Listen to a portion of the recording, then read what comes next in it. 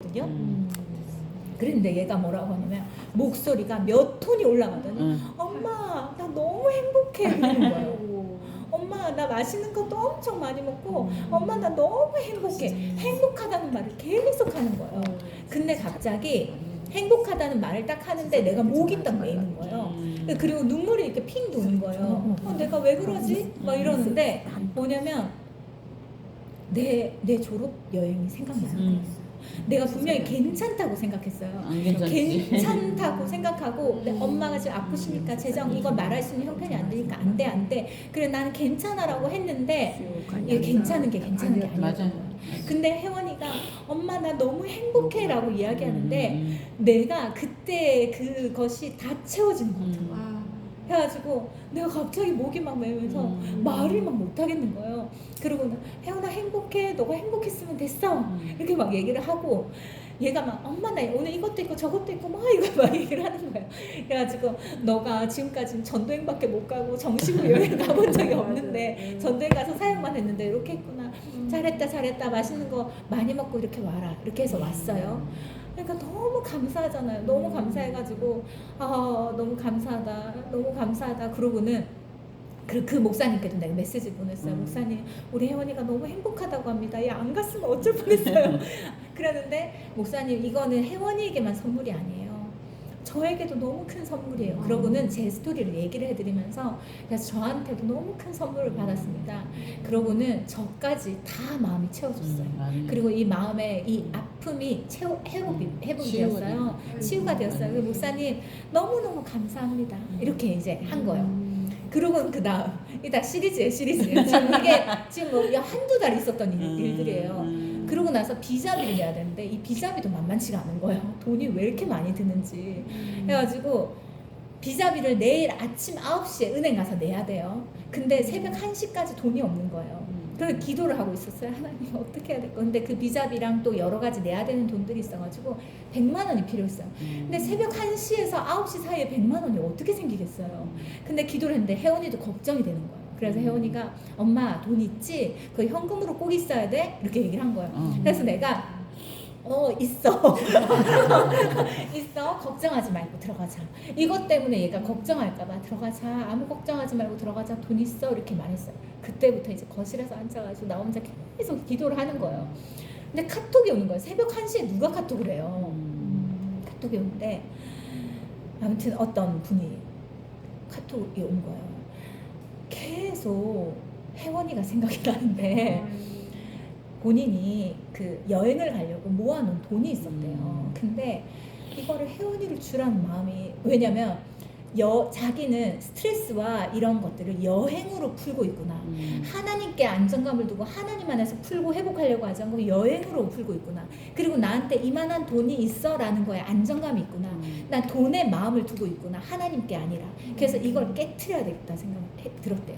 그래서 이거를 원래는 주일날 하고 싶었는데 주일 되면 또 마음이 바뀔 것 같아가지고 새벽이라 늦었지만 죄송합니다 하고 그거를 이제 하는데 그러고는 카카오페이로 들어왔는데 얼마였을까요? 100만 원.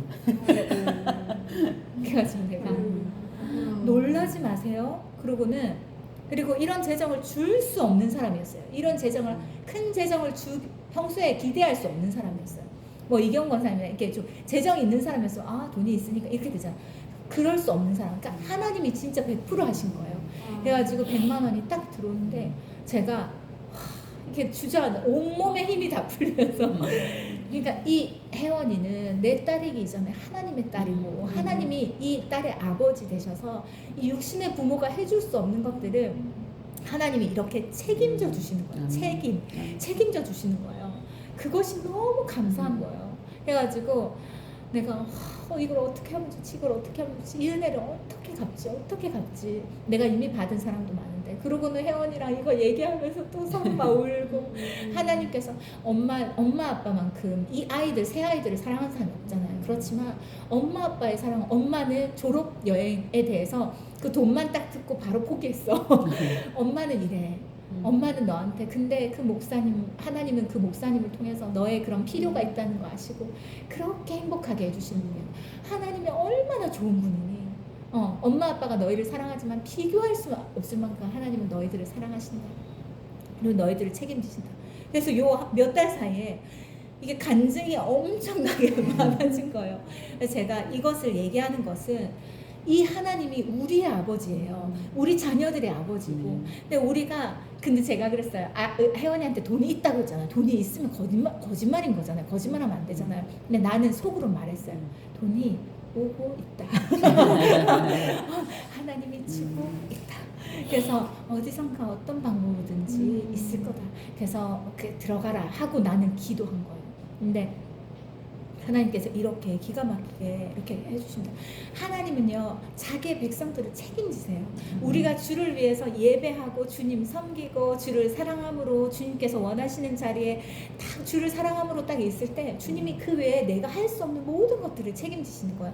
그래서 아까 말했잖아요. 너는 나의 명령을 따라라. 난 너를 책임질 것이다. 이걸 아는 사람은 주의 말씀에 순종하는 것이 어렵지 않습니다. 근데 이걸 모르는 사람은요, 자꾸 다른 데서 헛다리를 짚어요. 그리고 여기서 터지고 저기서 터지고 만신하게 돼가지고 또 너덜거리고 오고, 이게 반복이 돼요. 그래서 40년이 될 수도 있는 거고, 이게 80년이 될 수도 있는 거예요. 하나님은요, 우리를요 완전히 책임져 주시는 분이십니다. 그렇죠? 자 어디였죠? 네. 신명기 중간 170페이지 중간. 170페이지 중간. 모세오경의 마지막 마지막 책은 책임. 신명기다. 신명기는 신명기 첫 번째 핵심은 이스라엘 백성이 약속의 땅에 입성하기 전에 하나님께서 그들에게 또다시 십계명을 주셨다는 것이다. 약속의 땅에 입성하기 전에 십계명을 주셨다. 40년 전에도 하나님께서는 시내산에서 이스라엘 백성에게 십계명을 주셨다. 그런데 40년에 걸친 광야 생활을 끝낸 이스라엘 백성이 가나안 땅에 입성하기 직전에 하나님께서는 모압 광야에서 그들에게 또다시 십계명을 주셨다. 십계명을 주셨다. 이렇게 쭉 얘기하면서 밑에 모세가 온 이스라엘 불러 그들에게 이르되 이스라엘아 오늘 내가 너희의 귀에 말하는 규례와 법도를 듣고 그것을 배우며 지켜 행하라. 우리 하나님 여호와께서 호렙산에서 우리와 언약을 세우셨나니 이 언약은 여호와께서 우리 조상들과 세우신 언약이 아니오 오늘 여기 살아있는 우리 곧 우리와 세우신 것이다. 요게 중요합니다. 요때 하나님께서 주신 십계명, 하나님께서 주신 말씀은 바로 지금을 사는 오늘 우리에게 주신 말씀이다. 요겁니다. 그래서 호렙산은 시내산의 또 다른 이름이다. 오른쪽 보면 2, 4, 5번째 줄. 그렇지만 모세는 그들에게 우리 하나님 여호와께서 호렙산에서 우리와 언약을 세우셨나니 이 언약은 우리 여호와께서 우리 조상들과 세우신 것이 아니고 오늘 여기에서 우리와 세우신 것이다. 이 십계명은 시간과 공간을 초월해서 하나님을 믿는 모든 사람을 위한 언약의 말씀이다. 그래서 아프리카에서도 적용되고 한국에서도 적용되고 인도에서도 적용되는 바로 이 말씀입니다. 십계명은 오늘 여기 살아있는 우리, 즉 우리와 나를 위한 하나님의 말씀인 것이다. 하나님의 말씀에는 시효가 없다. 기한이 없다라는 거죠. 보세요. 신명기. 그래서 책 제목이 신명기이다. 한자로 보면 되풀이할 신, 명령할 명, 되풀이해서 명령하신다는 거예요. 계속 우리에게 말씀하신다는 거예요. 저 옆에서 하나님께서 당신의 명령을 되풀이하여 주신다는 것이다. 신명기를 잘못 이해하면요, 새로운 신이라고 생각하는 사람이 있어요. 새로운 명령인가? 이렇게. 아니면 되풀이 신입니다. 그래서 되풀이하여서 명령을 다시 주셨다는 것입니다. 그래서 그런 뜻이고, 이거는 뭐예요? 또 법이라는 뜻이다. 법이라는 뜻이다. 그래서 여기에서는 하나님께서 우리에게 주신 법이라는 뜻이다. 밑에 단락 보세요. 신명기의 두 번째 핵심은 말씀을 쫓는 삶의 중요성을 되풀이하여서 강조하셨다는 것이다. 말씀을 쫓아 사는 것은 너무 중요해, 너무 중요해, 너무 중요해. 이걸 계속 말하는 게 신명기예요. 제발 우상 숭배하지마. 제발 자기 생각대로 살지마. 제발 너 뜻대로 살지마. 하나님 뜻대로 살아야 돼. 요거 계속 강조하는. 그래서 밑에 말씀 보세요. 내가 내 하나님 여호와의 말씀을 삼가 듣고 내가 오늘 내게 명령하는 그의 모든 명령을 다 지켜 행하면 내 하나님 여호와께서는 너를 세계 모든 민족에 뛰어나게 하실 것이다. 내가 내 하나님 여호와의 말씀을 청종하면 이 모든 복이 내게 임하여 내게 이르리니 라고 이렇게 복을 주실 것에 대해서 막 얘기합니다. 그래서 뒤에 보세요. 떡반죽 그릇이 또 복을 받을 것이고 내가 들어와도 복을 받고 나가도 복을 받을 것이다. 근데 이 말씀은 사람들이 엄청 중요하게 생각하고 좋아하지만 하나님의 말씀에 순종하는 것은 잊어버립니다. 듣고 흘려버립니다. 용서하지 못할 사람 주께서 용서하라 하시면 용서해야 되는 겁니다. 그게 순종이에요. 그게 순종인 거예요. 사랑하지 못할 사람 그래도 사랑하는 거, 인내하지 못할 때 그래도 한 번 더 인내하는 거, 요게 순종입니다. 말씀대로 행하는 거예요. 그런 사람들 주님 반드시 복 주실 것이다 말합니다. 근데 보세요. 하나님 말씀을 쫓는 삶이 얼마나 복된 삶인지에 대해서 이야기합니다. 그래서 근데 요 밑에 보세요. 내가 만일 내 하나님 여호와의 말씀을 순종하지 아니하여 내가 명령하는 그 모든 규례를 지키지 하지 아니하며 저주가 임할 것이요. 근데 쭉쭉쭉쭉 나가도 저주받고 쭉 나옵니다. 이것은 하나님께서 미물에 지나지 않는 당신의 피조물들에게 너희들이 내 말을 지키면 복을 받겠지만 그렇지 않으면 저주할 것이라고 말하는 것이 아니다. 이런 협박이 아니다. 뭐냐면 모든 인간이 뿌린 대로 거둔다는 하나님의 법칙이다. 요게 하나님의 법칙입니다. 제가 중고등부 예배 시간에 아이들에게 100원이어도 된다, 1000원이어도 된다, 헌금을 준비해서 반드시 주께 빈손으로 나오지 마라. 왜냐면 이 원칙이기 때문이에요. 반드시 뿌린 대로 거둡니다. 뿌린 대로 거둬요. 그래서 이거를 나는 이러니까 난 저러니까 아니에요. 내가 할 수 있는 것 안에서 최선을 하시면 돼요. 그게 1000원이어도 주님은 상관없으세요. 그게 뭐 얼마가 아니어도 상관이 없으세요. 알겠죠? 그래서 뿌린 대로 거두면 내가 아이들한테 선포합니다. 여기에서 가난한 사람이 아무도 없을지어다. 가난한 사람이 아무도 거룩한 부자들이 될 것이다. 아멘. 너희들은 거룩한 부자가 되어서 하나님이 언제 어려운 사람들 도와주려면 언제든지 나눠주고 풍성히 나눠줄 수 있는 그런 사람 되어야지. 지금 심은 것이 없는데 나중에 어떻게 거두니. 그래서 뿌린 대로 거두는 건 주님의 방법이고 원칙입니다. 이걸 거스르지 않습니다. 그래서 옆에 보면 누구든지 인생 사용 설명서인 하나님의 말씀을 쫓아 살면 자신의 인생을 건져 올릴 것이요 그렇지 않은 사람의 인생은 물건품처럼 허망하게 사라져 버리고 만다. 그래서 우리는 그냥 안전하고 행복하게 살려면 성경 말씀을 묵상하면서 내가 요렇게 살아야 되구나 요렇게 살아야 되구나 요 지침서대로 살면 우리는 행복하다 이겁니다. 근데 모르면 그대로 살 수가 없으니까 오른쪽에 보세요. 이상 살펴본 것처럼 모세오경은 보세요. 밑에 보세요. 거듭거듭 말씀의 절대성을 일깨워주는 하나님의 말씀이다. 말씀의 절대성. 말씀이 얼마나 중요한가 요겁니다. 한마디로 모세오경의 핵심은 하나님의 말씀대로 살라 이겁니다. 하나님의 말씀대로 살라. 그 밑에 보면 하나님께서 하나님 당신을 위해서 우리에게 당신의 말씀대로 살라고 명하는 것이 절대로 아니다. 우리를 사랑하기 때문이다. 우리를 괴롭히려고 말씀을 주신 게 아니라 너는 이렇게 살아야 가장 행복하게 살 수 있어. 너 이렇게 살면 진짜 기쁘고 즐겁게 살 수 있을 거야. 요거를 알려주고 싶은 거야. 우리를 너무 사랑하니까. 너 이렇게 살면 안 돼. 이렇게 살면 너가 엄청 불행해질 거야. 이렇게 살면 너 굉장히 어두운 삶을 살 거야. 이렇게 살면 너 굉장히 우울해질 거야. 그러기 때문에 그렇게 하지 말라 하신 거고 이렇게 하라는 것은 우리를 사랑해서 하라는 거예요. 그래서 그 아이들이 우리한테 순종할 때 우리가 엄마가 나를 사랑해서 하는 말이지 라고 하게 되면 마음이 움직이게 돼 있습니다. 엄마 또 잔소리하네 맨날 내가 하기 싫은 것만 하라고 하네. 이렇게 되면 얼마나 그게 또 싫겠어요. 그 순종하는 게. 그렇지만 엄마 나한테 이렇게 말하는 건 나 사랑해서 하는 말이야, 나 위해서 하는 말이지, 그리고 그 말을 듣게 됩니다. 밑에 보세요. 구약 성경의 첫 부분이 모세오경의 이와 같은 핵심만 바르게 이해해도 성경을 대하는 우리의 마음가짐이 달라질 것이다. 모세오경 전체가 뭐라고요? 말씀대로 살아라. 요겁니다. 말씀대로 살아라. 모세오경을 다 읽고도 요걸 깨닫지 못한다.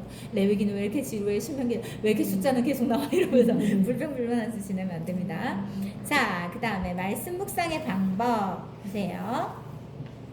이제 말씀 묵상의 방법을 구체적으로 예를 통해서 생각해 보기로 한다. 사물이나 사건을 인식하는데 3단계가 있다. 첫 번째, 눈에 보이는 것을 보이는 대로 인식하는 거. 요거, 저건 빨간색이다. 저건 요렇다. 눈에 보이는 거, 그렇죠? 두 번째는 뭡니까? 보이는 것을 통해 보이는 것 너머에 보이지 않는 것까지 인식하는 단계입니다. 한 번 더 진일보한 거죠. 이런 단계입니다. 여기 보세요. 오른쪽에 이 단계의 사람은 첫 번째 사람보다 사려 깊은 삶을 살 수 있다. 눈에 보이는 것만으로 판단하지 않고 이면의 본질을 보려 하기 때문이다. 아무리 좋아 보여도 그 본질이 악하다면 거절할 수도 있고, 괴로워 보여도 본질의 기쁨을 알면 울면서도 씨를 뿌릴 수 있다. 그래서 본질을 보게 하는 것, 이게 2단계입니다. 본질을 보게 하는 거, 그쵸? 그래서 누가 만약에 틱틱거리면서 만약 얘기해, 저분은 왜 나만 보면 틱틱거려? 이렇게 얘기를 생각할 수도 있지만, 오늘 무슨 일이 있었을까? 저분이 저렇게 하는 데는 어떤 이유가 있을까? 뭔가 이유가 있겠지 라고 생각한다면 그게 나에 대한 상처로 받지 않고 그 사람에 대한 이해가 넓어질 수 있는 거죠. 밑에 마지막 단계입니다. 세 번째, 보이는 것 속에서 보이지 않는 이면까지 인식하되 단지 인식으로 끝나지 않고 인식한 것을 자신의 삶에 적용하는 단계까지 나아가는 게 세 단계입니다. 세 번째 단계, 이 단계의 삶이 바람직한 것이다. 이 단계의 삶이 날로 긍정적인 방향으로 성숙해지기 때문임을 두말라야 할 것도 없다. 이렇게 얘기합니다. 이 사람이 변화되는 사람이에요. 겉으로 보는 것만 보고 저렇네 이 사람도 아니고, 보여지는 것만 말고 그 이면에 다른 것들을 보는 것도, 그것까지도 안 돼요. 그것까지도 나쁘진 않지만 그것까지는 변화까지는 줄 수 없습니다. 그런데 거기에 더 나아가서 그렇다면 나는 어떻게 살아야 될까? 나와 연결 지을 수 있는 거. 요게 묵상입니다. 처음에 관찰하고 이 뜻이 뭘까? 이 의도가 뭘까? 여기서 내가 받아야 되는 교훈이 뭘까를 아는 거. 요거까지도 좋아요. 근데 그걸 삶으로 연결하지 않으면 이 사람은 변화되지 못합니다. 변화되지 못해요. 이게 묵상이에요. 그래서 이때 보면 세상에 이렇게 나쁜 사람이 있냐고 욕하는 사람은 그칠 수도 있고, 어떤 보도를 볼 때 첫 번째 단계의 사람은 두 번째 사람은 어떨까요? 저렇게 저런 일이 왜 있을까? 이런 왜 문제가 있을까를 생각하면서 뭐 때문일까를 생각하고, 세 번째 단계는 어떤 기사를 보면서 느낀 거를 어떻게 합니까? 자기 삶에 적용하면서 나도 혹시 누군가에게 이렇게 보여지지 않을까? 이러면서 자기의 삶을 바꾸려고 하는 것이에요. 요게 묵상입니다. 요게. 그래서 밑에서 네 번째 줄 보세요. 하나님의 말씀을 묵상한 것도 마찬가지다. 성경을 읽으면서 눈에 보이는 구절만 보고 이해하는 것은 첫 번째 단계. 두 번째 단계. 눈에 보이는 구절을 통해서 그 구절 이면에 보이지 않는 그 얽혀있는 말씀의 맥을 찾는 것. 요거 두 번째 단계. 세 번째는 뭡니까? 그 말씀을 통해 깨달음을 자신의 삶에 적용하면서 실천하는 것. 요게 세 번째 단계. 근데 요 두 번째 단계에서 사람들이 묵상을 어려워합니다. 그래서 난 말씀에 대한 배경 지식이 없는데, 역사도 모르는데, 앞뒤도 모르는데 내가 어떻게 묵상을 하나, 내 마음대로 묵상하면 어떡하나 생각합니다. 상관없어요. 괜찮아요. 그거 다 알고 묵상하는 사람 많지 않습니다. 신학하지 않는 이상 몰라요. 그리고 묵상은 어디까지나 개인적으로 주님께 말씀을 받는 시간이, 은혜를 받는 시간이 개인적인 시간이에요. 그렇기 때문에 상관없습니다. 그걸 몰라도 충분히 알 수 있습니다. 그래서 두 번째 단계 밑에다가 이렇게 적어놔주세요. 깨달아지는 것, 네, 마음에 와닿는 것. 깨달아지는 거, 내 마음에 와닿는 거. 요거예요. 요게 두 번째. 처음에는 그냥 쭉 한번 봅니다. 두 번째는 내 마음에 와닿는 거 딱 찾습니다. 세 번째 단계는 적용입니다. 이게 왜 내 마음에 와닿았지? 이게 왜 나한테 깨달아졌지? 하나님께서 이걸로 나한테 뭘 말하고 싶어 하는 거지? 그러면 탁탁탁 생각나는 게 있어요. 그러면은 요거를 요렇게 하기를 주님이 원하시는구나. 나한테 요런 약함이 있는데 요거를 좀 바꾸기를 원하시는 거구나. 그걸 실천하면 그거 완벽한 묵상입니다. 완벽한 큐티예요. 진짜 잘하는 거예요. 자, 그래서 세 단계로 이제 묵상을 해보는 거예요. 묵상을 해보는데 요거는 2분의 묵상이에요. 2분의 묵상입니다. 이분은 목회도 하시고 뭐도 많이 했습니다. 지식도 많아요. 그냥 쭉 읽어보시면 돼요. 요렇게 묵상하라 그러면 아이고 어려워 나 못하겠어 이렇게 됩니다. 제가 쉬운 묵상을 알려드릴 거예요. 요거 말고. 그래서 여기로 넘어가 보세요. 185쪽 185쪽 말씀 묵상 해보기. 여기 보면 자 말씀 결론 자, 적어 놓으셔놔. 저는 여기다가 이제 결론을 적어놔요. 말씀 묵상 첫 번째 뭐죠? 제가 불러드릴게요. 말씀 묵상 첫 번째는 관찰. 관찰입니다. 첫 번째 관찰. 두 번째는 제가 아까 말했던 것처럼 깨달음. 그쵸? 깨달아지거나 계시되거나 그다음 마음에 와닿거나 요게 두 번째입니다. 세 번째는 내 삶의 적용입니다.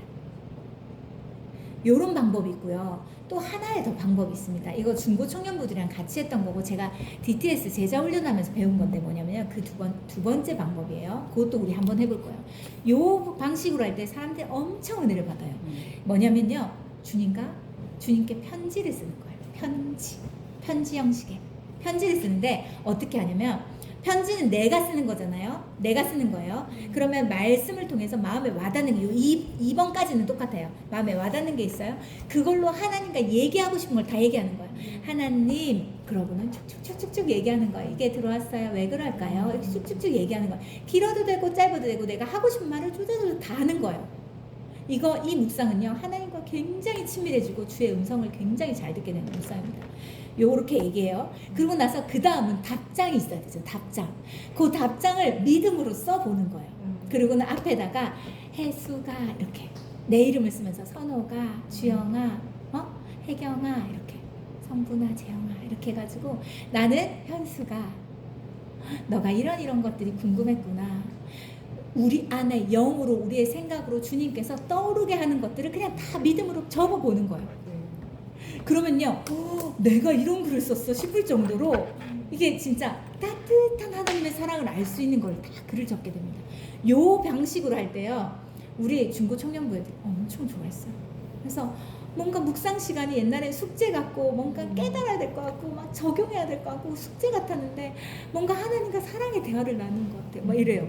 이게 되게 좋습니다. 이거 한번 같이 해볼 거예요. 자, 결론 첫 번째. 말씀 묵상은 말씀의 절대성을 받아들이는 것으로부터 시작된다. 하나님의 말씀을 얼마나 절대적으로 받아들이냐에 따라 우리가 하나님과 맺는 관계의 깊이가 결정된다. 말씀 묵상, 말씀의 절대성을 받아들인다. 그래서 얼마나 말씀을 알고 또 하나님을 깊이 사랑에 따라 관계가 깊이 결정된다. 아무리 말씀을 묵상하고 연구해도 말씀대로 살려고 하지 않는다면 우리가 말씀의 절대성을 받아들이는 것은 아니다. 묵상하는 것과 살아내는 건 달라요. 이 말씀이 진리다, 진짜다라고 생각하는 사람은 그 말씀대로 살겠죠. 그렇기 때문에 절대성으로 말씀을 붙잡아야 된다고 말하는 것이고, 다섯 번째 줄 보면 말씀 묵상이 하나님의 말씀의 절대성을 받아들이는 것부터 시작되는 이유는 그것이 절대자이신 하나님 말씀이기 때문이다. 절대라는 말을 어디나 붙일 수는 없잖아요. 그렇죠? 진리에만 붙일 수 있습니다. 이 말씀이 지금 2000년이 지난 지금에도 계속해서 사람들에게 읽혀지는 이유가 뭘까요? 진리이기 때문이에요. 여기에 부족함이 있었다면 뭔가 더해졌겠죠. 그렇죠? 그게 아닌 이유는 이 말씀이 진리이고 변하지 않는 것이기 때문에 절대적이기 때문입니다. 밑에 두 번째, 말씀 묵상은 현재 주어진 자기 삶의 자리를 통해 충만해진다. 성경에 등장하는 말씀의 사람들은 모두 자기 삶의 자리에서 하나님의 말씀을 받았다. 자기 삶의 자리를 내팽겨치고 뜬구름 쫓는 사람이 성경 속에서 말씀의 사람이 된 경우는 없다. 우리 교회는 그런 분은 없지만 어디가 엄청 신령한 사람이 있다, 어디가 엄청 영적인 사람이 있다, 그런 사람들만 쫓아다니는 사람도 있습니다. 그 굉장히 위험한 거예요. 말씀의 뿌리를 내려야 돼요. 말씀 묵상은 매일 있는 자기 자리에서 하나님의 말씀을 받는 것이고, 자기 자리에서 하나님 말씀을 받아 그 말씀대로 살아가는 거예요. 그 사람이 뿌리가 든든하게 내려가고 그 사람이 진짜 건강한 그리스도인입니다. 근데 막 뜬구름 잡듯이 오 이렇게 예언 사역자들 막 쫓아다니고 이러면 안 돼요. 우리 교회에서 그런 사역을 목사님이 열어주시면 감사하게 하면 되지만 그런 사람들만 쫓아다니는 건 정말 건강하지 못하는 신앙생활입니다. 밑에서 8번째 줄 올라가면요, 내 자리가 사역지고 전도의 현장이 되어야 된다. 그래서 내 자리에서 말씀을 받고 말씀을 살아내야 된다. 이게 진짜 중요합니다. 그렇죠? 그래서 밑에 줄을 보면 그 자리를 하나님의 말씀으로 지키기 위해 하나님의 절대적인 말씀을 묵상해 보라. 우리는 바로 그 삶의 자리에서 어떤 신학자도 어떤 목회자도 깨달을 수 없는 말씀의 깊은 의미와 은혜를 건져 올리게 될 것이다. 그 순간부터 우리의 삶은 날로 영적으로 충만해질 것이다. 말씀 묵상하잖아요. 지혜가 열립니다. 계시가 열려요. 뭔가 분별할 수 있는 은혜가 임하고요. 정말 옳은 선택을 할 수 있는 그런 지혜로운 삶이 시작됩니다. 말씀 묵상은 너무너무 중요하고 꼭 필요합니다. 세 장을 만약에 나는 세 장을 눈으로 보는 게 좀 힘들어. 그럼 쓰세요. 난 쓰는 게 힘들어. 그럼 들으세요. 들으면서 보세요. 그러면 나는 근데 낭독이 진짜 은혜롭긴 하더라고요. 이 낭독이 읽을 때요 엄청 그 은혜가 있어요. 또 쓸 때도 은혜가 있지만 그 손이나 어깨가 아프신 분, 눈 나쁘신 분은 낭독도 좋아요.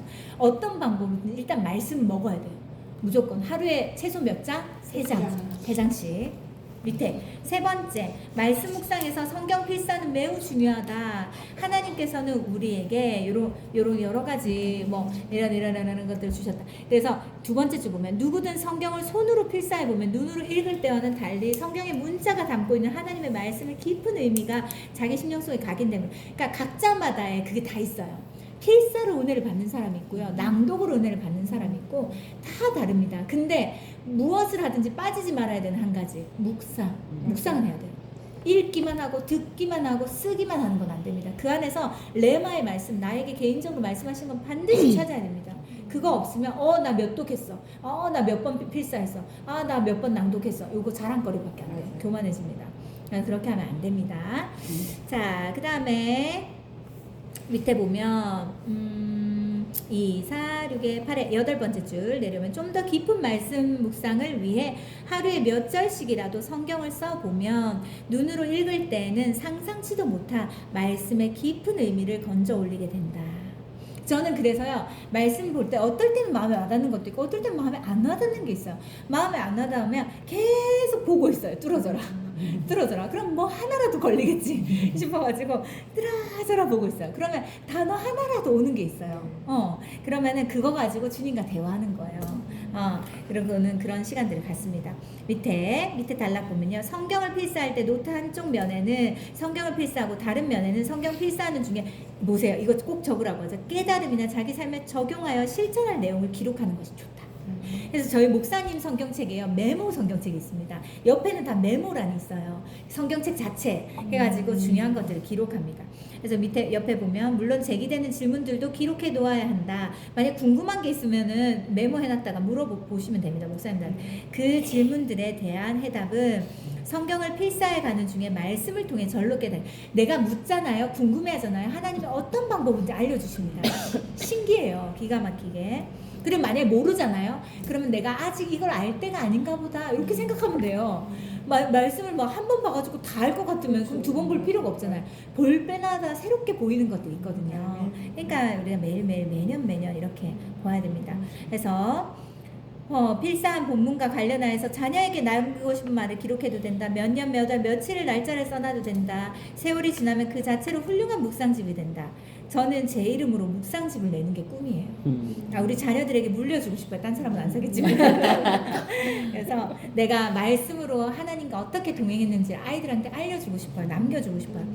그 묵상집에 기록되어 있는 내용은 그대 자신을 위해서도 귀한 영적 자양분이 될 것이다. 우리가 세상을 떠난 뒤에 우리 자녀들을 위한 소중한 믿음의 이정표가 될 것이다. 어느 날 우리 자녀가 그 묵상집을 뒤적이다가 야, 아빠가 하나님의 말씀을 묵상하다가 이런 것을 깨달았단다. 너도 언젠가 아빠 나이가 엄마 나이가 되었을 때 주님 앞에서 이런 생각을 한 번쯤 해봤으면 좋겠구나 라고 우리의 글을 적는다면 우리의 그 자녀에게 그보다 더 귀한 신앙유산이 어디 있겠는가. 우리의 말씀 묵상집을 통해서 우리 자녀의 삶 속에 어찌 성령님의 역사가 일어나지 않겠는가. 저는 낭독한 것도 아이들한테 보내려고 해요. 그래서 열심히 낭독하고 있어요. 내 목소리를. 왜냐면 우리 엄마가 돌아가시니까 엄마가 왜 저한테 왜 제가 집에 없어 그때는 전화 이런 게 없었잖아요. 제가 집에 없을 때 저한테 뭔가 하고 싶은 말을 항상 메모를 남겨놨어요. 메모 뭐는 어디에 뭐가 있고 뭘 먹어라 뭐 이런 거. 그것도 소중하더라고요. 맞아요. 엄마 필체로 남겨놓은 그것도 너무 소중한 거예요. 못 버리기 만큼. 근데 내가 만약에 내가 성경 필사를 했다, 내 목소리를 남겨놨다. 그리고 저는 엄마를 볼 수 있는 건 그 결혼식 비디오 엄마 있잖아요. 그래서 제가 결혼하고 6개월 뒤에 돌아가셨으니까 결혼식 때는 있었거든요. 그러니까 결혼식 때 엄마 그 한복 입고 하는 모습 네. 이런 거 볼 수 있잖아요. 그러니까 그런 거 볼 수 있고. 근데 생각해 보니까 그런 걸 많이 남겨놓는 건 좋은 것 같아요. 많이 남겨놓는 거. 우리 요즘 근데 동영상 많이 찍잖아요. 그러니까 얼마나 좋아요 시대가. 그래서 그런 것들. 근데 나는 목소리로 말씀을 남겨주고 싶고, 그 다음에 묵상집으로 남겨주고 싶고, 필사를 또 할 수 있다면 필사도 남겨주고 싶고, 어떻게든 성경을 자녀에게 유산으로 남겨주고 싶습니다. 우리 모두 그렇게 합시다. 네, 우리 기도하고 이제 식사하러 갈게요. 하나님 감사합니다. 오늘 우리 긴 시간 동안 또 양육을 했지만 주님이 우리와 함께 계심으로 우리가 처음부터 끝까지 또 잘 집중할 수 있었음에 감사드립니다. 하나님, 우리가 말씀 묵상이 얼마나 중요한지, 이것이 얼마나 행복한 시간인지, 이걸 빼고 신앙생활을 할 수 없다라는 것을 우리가 알고 하나님의 말씀을 가까이 하고 매일매일 나에게 주시는, 나에게 깨닫게 하시는 그 말씀을 받아 차곡차곡 쌓아갈 때 우리가 영적으로 성장하고 성숙하여 누군가를 도와줄 수 있는, 누군가를 이끌어줄 수 있는 사람이 될 수 있다는 것을 알 수 있게 해주시기를 원합니다. 하나님, 지금까지 어렵다, 여러 가지로 어떻게 해야 될지 모르겠다, 그래서 덮어주고 있었다면 이제부터 다시 시작할 수 있게 해주시고, 하나님, 우리 자녀들이 우리 엄마를 보았을 때, 또 내 남편이 나를 보았을 때 하나님 말씀을 가까이 하고 묵상하는 엄마라고, 하나님 말씀을 사랑하는 아내고 엄마라는 말을 들을 수 있는, 그래서 말씀 안에서 지혜를 얻고 말씀 안에서 능력을 얻고 말씀 안에서 하나님의 사랑을 얻는, 그리고 세상 안에서 어떻게 살아가야 되는지 그 모든 지혜와 전략을 얻는 그런 우리 모두가 되게 하여 주시옵소서. 아버지께서 그렇게 해주실 것을 믿고 예수님 이름으로 기도드렸습니다. 아멘. 식사하러